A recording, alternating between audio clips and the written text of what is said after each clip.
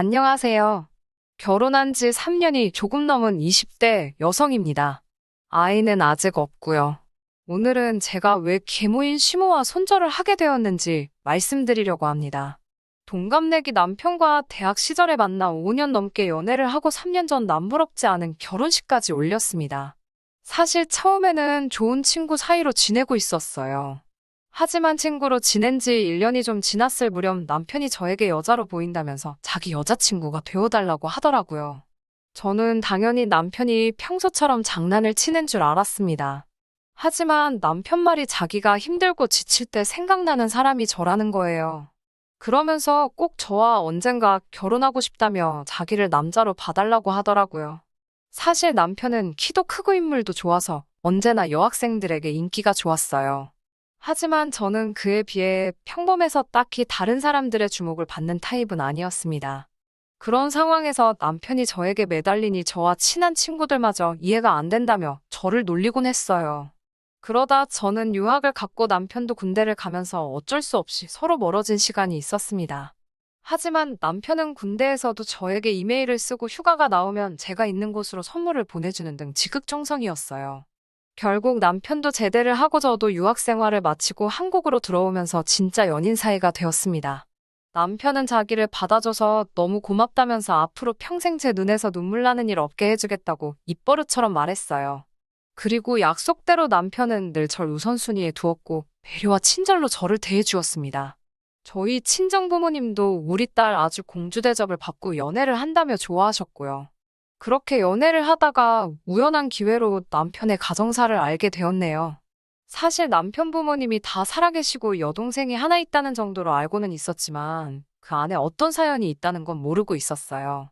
그러다 한 번은 남편과 둘이 술을 마시게 된 적이 있는데 제가 왜 나를 그렇게 좋아하는 거냐고 물었습니다.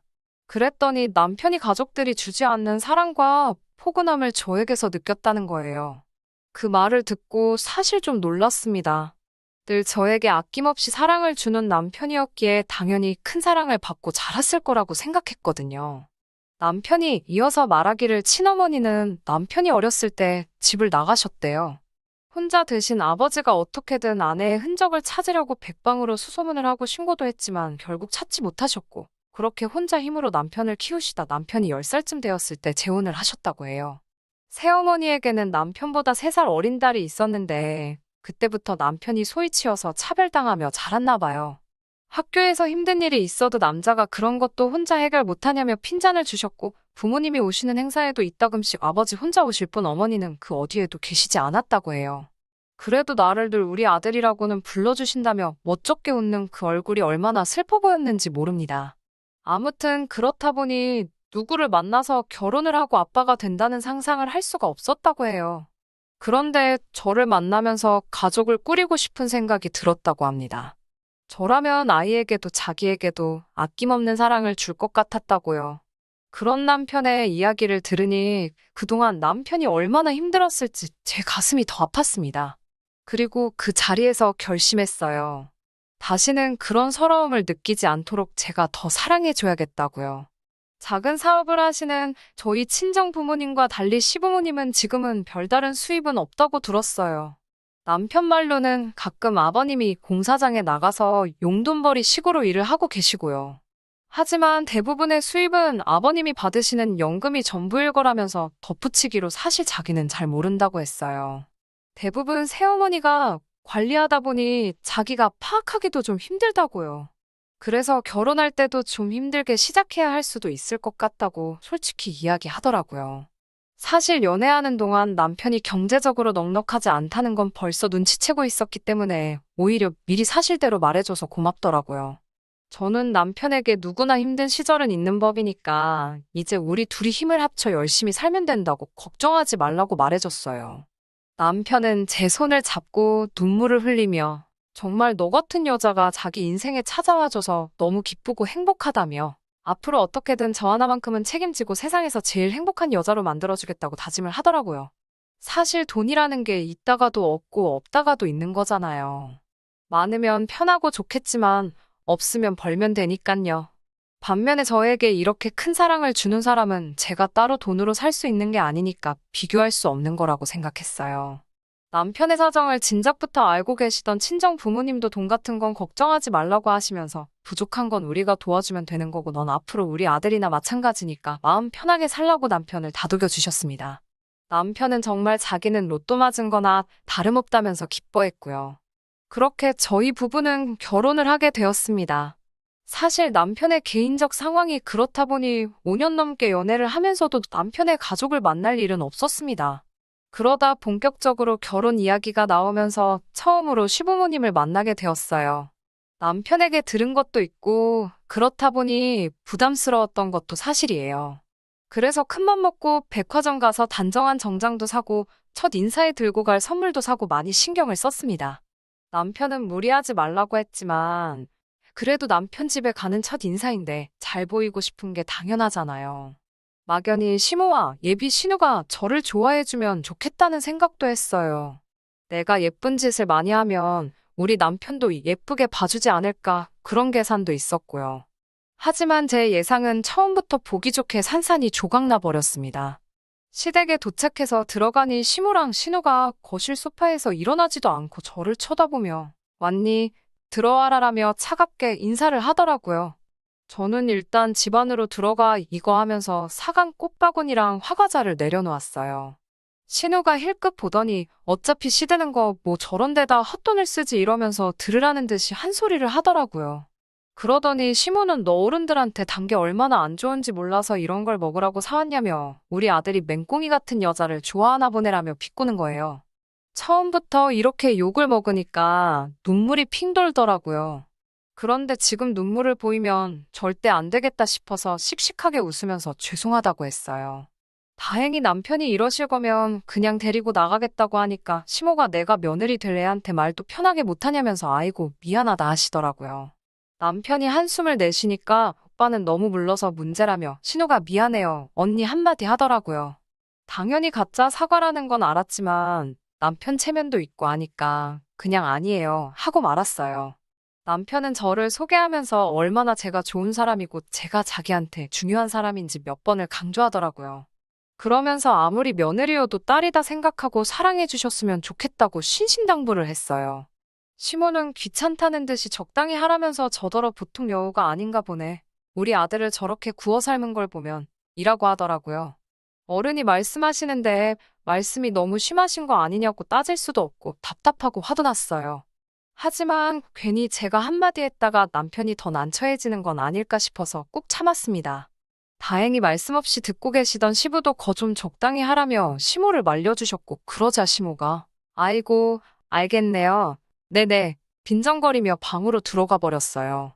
신우도 시부에게 아빠는 왜 엄마한테만 뭐라고 하냐면서 입술을 내밀고는 시모가 들어간 방으로 따라 들어가 버렸고요.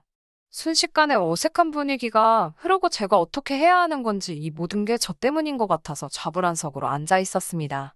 그때 시부가 신경 쓰지 말라면서 남편과 저에게 얼른 받으라며 통장 하나를 건네주시더라고요. 그러면서 남편에게 네 생일이 비밀번호라고 말해줬어요. 얼른 집어넣으래서 뭐냐고 물을 새도 없이 남편이 주머니에 쏙 집어넣었습니다. 그때 방문이 딱 열리면서 셋이서 뭘 그렇게 수군거리냐고 뭔 이야기를 했냐면서 시모랑 신우가 나오더라고요. 시부는 아무것도 아니라면서 밥이나 먹자고 자리를 털고 일어나시더군요. 정신없이 첫 만남을 마치고 집으로 들어오는 길 남편과 카페에 들려 시부가 준 통장을 열어봤어요. 그 안에는 3천만 원이라는 큰 돈과 함께 시부가 쓴 편지가 한 통 들어있었어요. 우리 아들이 어느덧 이렇게 자라서 사랑하는 여자를 집으로 데려오다니 꿈만 같다면서 둘이 싸우지 말고 행복하게 지내라고 적혀 있었습니다. 더 못해줘서 미안하다는 말씀과 함께 저에게도 아들 잘 부탁한다고요. 오늘 처음 뵌 시부인데도 그 절절한 아들에 대한 사랑이 느껴져서 코끝이 시큰해지더라고요. 남편도 눈이 벌게져서 금방이라도 울 것만 같았어요. 저는 남편에게 우리 아버님한테 잘하고 살자 진짜로라고 말하며 남편 손을 꼭 잡아주었습니다. 친정 부모님께 이 일을 말씀드리니 귀한 돈이니까 함부로 쓰지 말라며 좋은 사돈을 만난 것 같다고 좋아하시더라고요. 그런 친정 부모님께 차마 시모와 신우가 저를 어떻게 대했는지는 털어놓을 수가 없었습니다. 그렇게 남편과 저는 결혼식을 올렸고 친정 부모님이 원래 가지고 있던 소형 아파트에서 신혼 살림을 시작할 수 있었습니다. 월세 안 내고 사는 대신 열심히 돈 벌고 모아서 독립하라는 친정 부모님의 배려였어요. 그렇게 신혼살림을 시작한 지 한 달쯤 지났을 무렵이었습니다. 집안일을 하고 있는데 시모에게 전화가 오더라고요. 전화를 받으니 다짜고짜 이따 저녁에 남편하고 시댁으로 오라고 했어요. 제가 무슨 일이시냐고 물으니까 이따 와서 이야기하자면서 전화도 딱 끊어버리셨습니다. 제가 남편에게 전화해 아무래도 심각한 일인 것 같으니 늦지 않게 집에 오라고 신신당부를 했어요. 남편과 시댁에 도착하니 시부모님과 시누 모두 저희를 기다리고 있었습니다.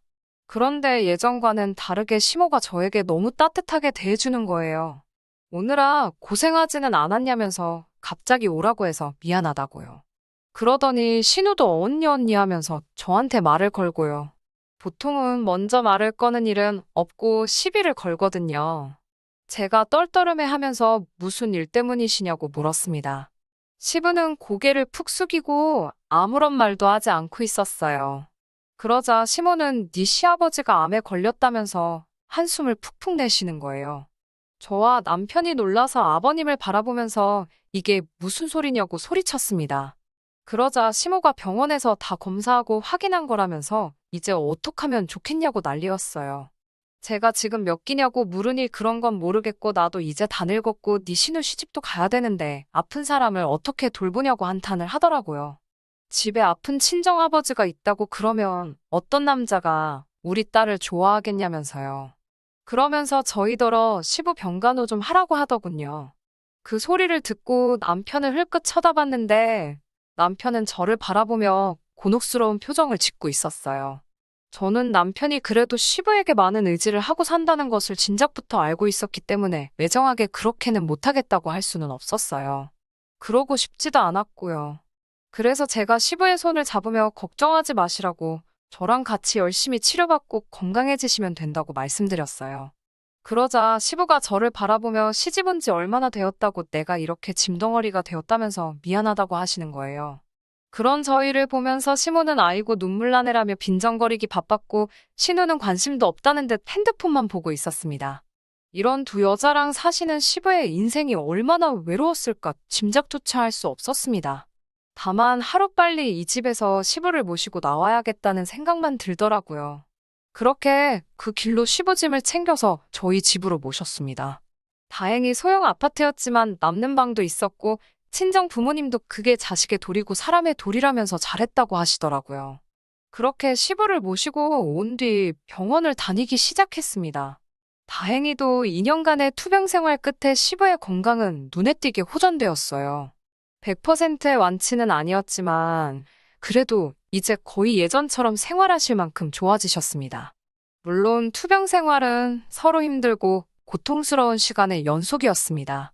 특히 첫 수술 때와 항암 치료를 하실 때 괴로워하시던 시부의 모습을 생각하면 지금도 제가 다 눈물이 나요. 저는 인터넷을 보며 위암에 좋다는 음식도 찾아 해드리고 나중에는 다니던 직장도 그만두고 시부의 간호에만 매달렸습니다. 시부는 이따금씩 그런 저를 보시면서 내가 전생에 무슨 덕을 쌓아서 너 같은 며느리를 받는지 모르겠다며 우리 아들하고 결혼해줘서 고맙고 딸처럼 나를 보살펴줘서 고맙다고 했습니다. 반면에 시모와 신우는 자기들이 돈이 필요할 때만 연락을 해왔습니다. 그나마 쥐꼬리만 해도 생활비 갖다주는 사람이 없으니 굶어 죽게 생겼다면서 돈 좀 달라고 하더라고요. 이런 사실을 아버님이 아시면 가뜩이나 아프신데 얼마나 더 외롭고 힘드실까 싶어서 저는 잘 지내시냐고 전화가 왔었다고 거짓말을 해야만 했어요. 그리고는 제가 직장 생활을 하면서 모아두었던 돈을 조금씩 컬어서 시모에게 드렸습니다. 몇몇째 친구들은 저더러 바보라고 했어요. 저도 사람이니까 가끔은 내가 왜 이렇게까지 해야 하나 싶기도 했습니다. 하지만 딱 시부의 투병 생활이 끝나고 몸이 회복될 때까지만 참자고 생각했네요. 친정 부모님도 처음과는 달리 제 생활을 답답하게 느끼시는 것 같았어요. 사실 어떤 친정 부모가 자기 딸이 결혼하자마자 시부 수발드는 상황을 좋게만 볼 수 있겠나요? 그러다 얼마 전 집안이 뒤집힐 만한 사건이 있었습니다. 시부의 건강이 대부분 회복되면서 시부가 집으로 돌아가고 싶다고 하셨습니다. 그래서 모시고 원래 사시던 아파트로 돌아갔어요.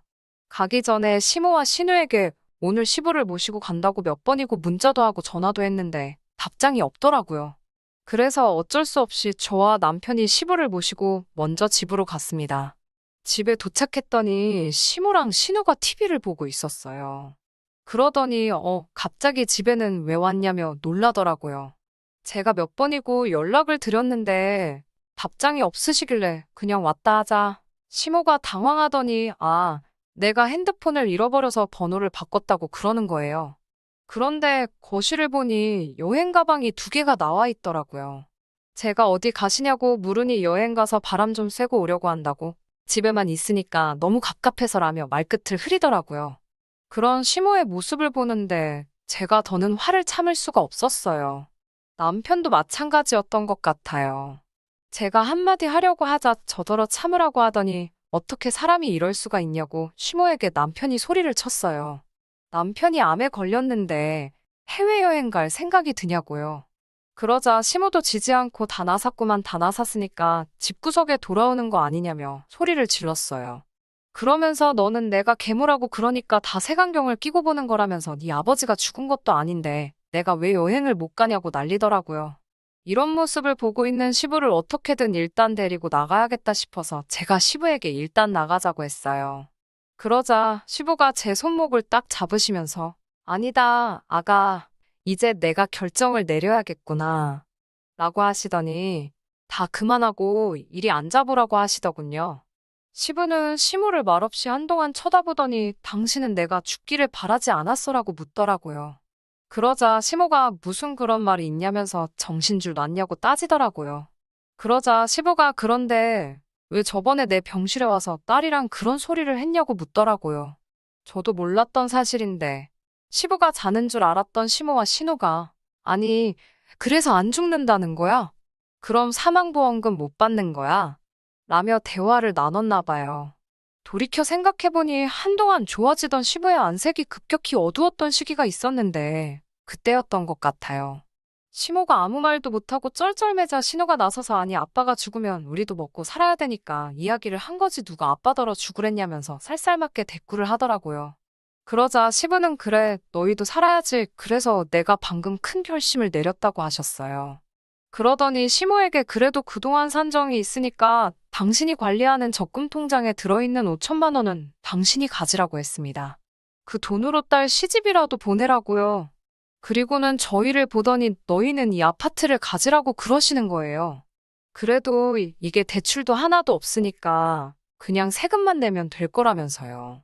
저랑 남편이 깜짝 놀라서 아니라고 저희는 이런 걸 바란 게 아니라면서 그런 말씀 마시라고 했습니다. 반면에 시모는 개거품을 물면서 20년을 같이 산 현모양처를 이렇게 버리는 게 어딨냐고 그랬어요. 그리고 아파트도 반은 자기 거라면서요. 그러자 시부가 당신이 몇 년 전에 나더러 노인 아파트 청약이라도 받으려면 이혼해야 된다면서 내가 싫다는데도 강제로 이혼 서류에 도장 찍게 만들지 않았냐고 그러니 우리는 부부 사이도 아닌데 왜 내가 당신한테 반을 주냐고 딱 선을 그으셨어요. 그러면서 시부는 시모에게 당신도 살림살이 정리하고 해야 할 테니 내가 일주일 시간을 주겠다면서 그 사이에 짐 빼라고 안 그러면 이제 서러움하고 지저분한 꼴 보게 될 거라면서 저희에게 한 일주일만 더 신세 좀 지자고 그러시더군요. 그 이후로는 저도 시부께서 좋은 이야기도 아닌데 더는 알 것도 없고 알 필요도 없다면서 잘 말씀해 주시지 않아 정확히는 모릅니다. 하지만 시모와 신우가 저와 남편에게 몇 번이고 전화해 네가 네 시아버지 좀 잘 달래보라고 저희를 설득하려고 들더라고요. 남편은 시부에게 도대체 그런 여자랑 왜 이렇게 오랫동안 같이 사셨냐고 물었대요. 그러자 시부는 그래도 엄마 자리가 비어있는 것보단 있는 게 낫겠지 싶어서 참으셨다고요. 아들이 나중에 장가갈 때 엄마도 없이 컸단 소리 들을까봐 걱정이 되셨다고요. 그러면서 시부도 남편에게 너는 왜 그렇게 참고만 있었냐고 물어서 남편은 그래도 아버지가 그분을 사랑하시는 줄 알았다고 그래서 아버지가 사랑하시는 분이니까 어떻게든 견디고 어른으로 대해드려야지 생각했다고요. 서로의 마음을 확인한 부자가 서로 엉켜 안고 눈물을 흘리는 걸 보니 며느리이자 아내인 제 마음도 말로 표현할 수 없을 만큼 벅찼습니다. 결국 시부의 뜻을 이기지 못한 시모는 시부에게 매달리고 매달려 1,000만 원 더 받아서 신우를 데리고 집을 떠났습니다. 그리고 그 아파트로 저희 부부가 이사를 했어요. 근처에 작은 방 얻어서 혼자 살겠다며 며느리 시집살이는 죽어도 못 시킨다는 시부를 제가 어르고 달래서 지금은 셋이서 같이 살게 되었습니다. 제가 주말에 친구라도 만나고 오는 날이면 두 남자가 청소며 빨래도 해놓고 가끔 요리도 해놓더라고요. 친정 부모님도 저더러 이제는 정말 시집 잘 갔다면서 이제 아무 걱정도 없다고 하셔요. 저 요즘 정말 행복합니다. 끝까지 들어주셔서 감사합니다. 오늘의 사연은 여기까지입니다. 구독과 좋아요, 알람 설정 부탁드리고 더 좋은 사연으로 다시 찾아뵙겠습니다. 감사합니다.